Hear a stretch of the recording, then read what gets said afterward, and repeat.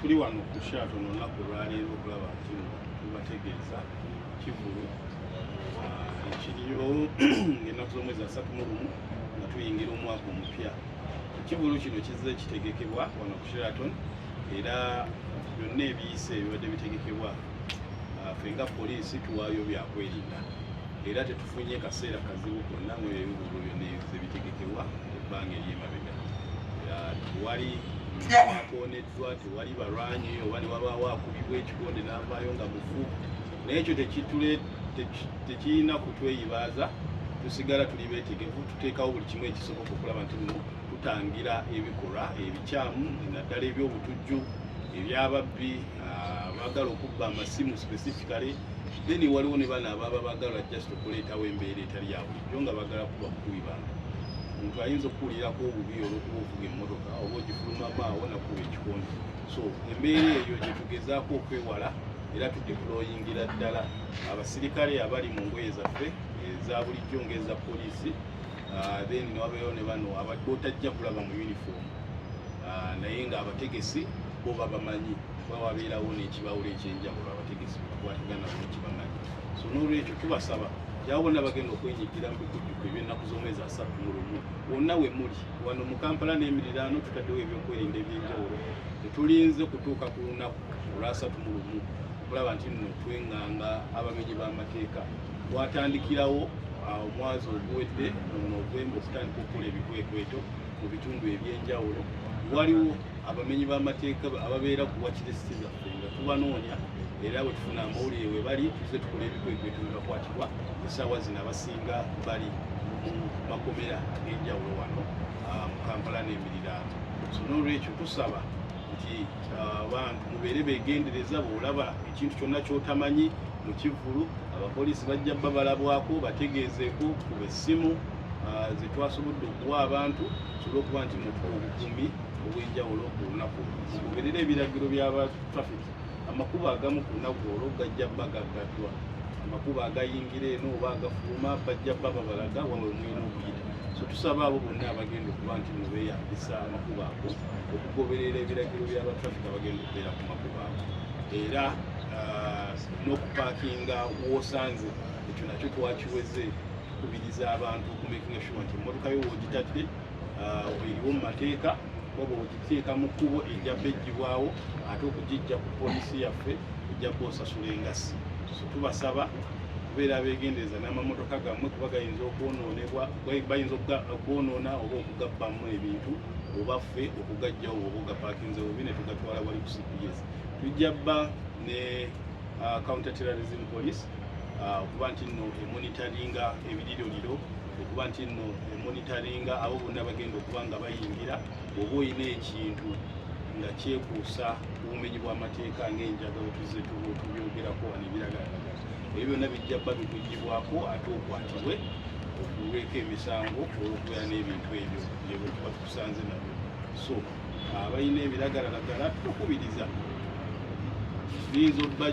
muyinza okuba mulina gye mubijja naye olwo olunaku wonna awantu awali ebivulu tubasaba temutambulirawo na biragalalagala ebyo.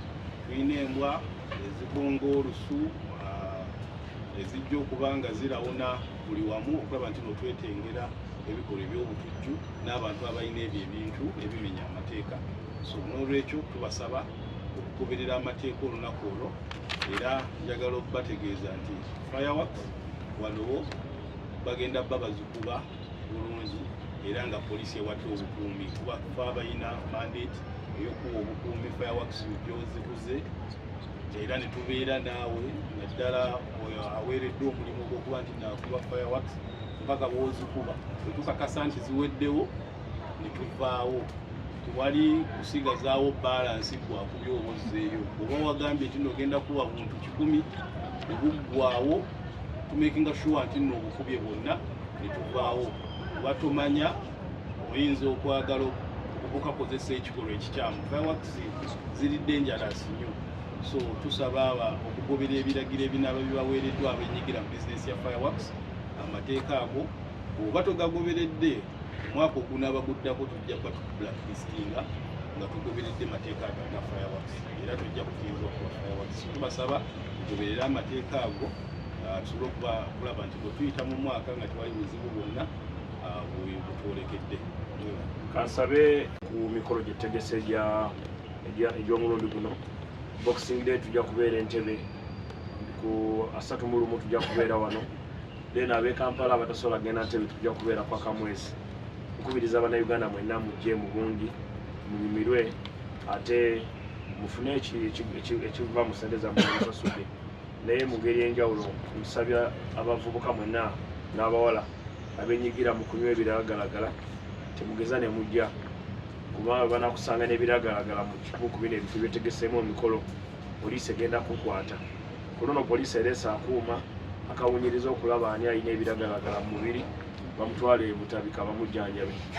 So entegeka ya poliisi y'omulundi guno nga Afande Owesigire bagambye bajja kubeerawo ne kiyita akabaasi ekkomera eriri mobile nga wakola effujjo akoze effujjo yena nga bakuteeka muki nga bakuteeka mu kabaasi nga kabaasi kakubeezaawo, so omwaka ojja guyingira ng'oli mu kabaasi.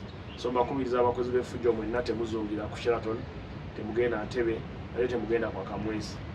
Then njala n'okubategeeza nti nga bulijjo Sheraton etegese ebiriroliro ebisinga okuba eby'amaanyi mu Uganda yonna, bagenda bikuba permission poliisi yagituwadde, era ne Sheraton eteeseewo rooms ez'abo abatamidde n'ababaze nga mutamidde nga temulina abavuga, babawadde room ku luno ku bbeeyi dondolo, buli omu asobola okusula mu hoteeri eno ku ssente ntono ddala ate nga bakuweerako breakfast eya 5 star.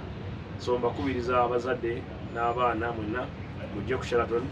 Ebisale bya mitwalo 2 n'omutwalo oba mitwalo 2 mitwalo 5 n'endala tebo ya miliyoni emu ab'embuto nnene. Then tujja kubeerawo still Entebbe tulina Afrigo Band ku Boxing Day.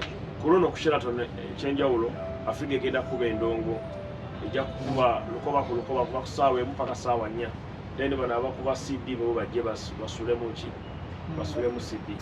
So obubaka bwaffe mbaagaliza Christmas ennungi n'omwaka omujja, naye temunywa ne muvuga, ate ekyokubiri muwagire MTN ebirabo ebibateereddewo, ate ne Uganda Police bwe beekolagidde ntoyita wano toyitawo, bwe beerina kyekugambye okukola ekitali kirungi tokola ki temukikola. So twagala munyumirwe muyite mu mazaalibwa ga Mukama waffe Yesu Kristo, ate era mukume empisa.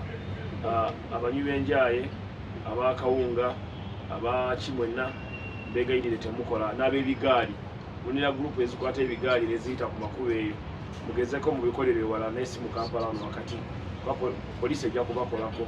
Ate ku luno poliisi eteeseewo ekyenjawulo, nti abambadde engoye eza leeya okusinga abambadde ne uniform. So ojja kuba ku bantu 10 nga kuliko abapoliisi 2 okulaba nti tewali muntu akolako effujjo. So mbakubiriza okujja mu bungi ate muwulirize amateeka ga gavumenti, ebiragiro bya gavumenti ne poliisi byonna beeteeseewo tubigondere okusobola okuyitamu omwaka obulungi n'okuyingira mu mwaka oguddako. Kansabe omukulu wa poliisi abaddemu ku bya security ng'akozesa olulimi abantu lwe basinga okutegeera.